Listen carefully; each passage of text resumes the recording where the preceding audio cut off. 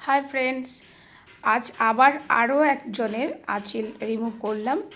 প্রচুর আঁচিল ছিল, বাট অনেক দিন আগে আমাকে দেখিয়ে নিয়ে গিয়েছিলো। ভয় ভয় আসছিল না, ভাবছিল কেমন কি হবে, লাগবে কি না, প্রচুর ভয় পাচ্ছিল। বাট আজকের অনেক আঁচিল তুলে ফেললাম। তো শুনে নেওয়া যাক, চলো তাহলে সবাই শুনে নিই উনি কি বলছেন। এখানে কি জন্য এসেছিলে? আমি এখানে এই যে আমার যে তিলগুলো আঁচিলগুলো আছে, আমি এগুলো তুলতে এসেছিলাম। আচ্ছা, কেমন লাগলো তুলে? হ্যাঁ, আমি কিছু বুঝতে পারিনি।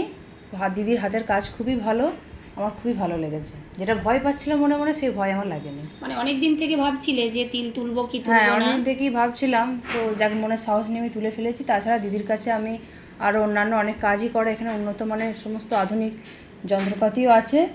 তো দিদির কাজ আমার খুব ভালো লাগে। এখানকার স্টাফের কাজ সব ঠিক আছে? হ্যাঁ, স্টাফের কাজ। Thank you.